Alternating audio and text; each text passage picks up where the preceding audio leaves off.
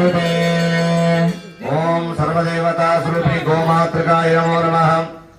चंदनस्योपरि हरिद्रा कुंकुम चूर्ण सहितादित्यानां वस्त्र सहित पुष्पालंकारं समर्पयामि।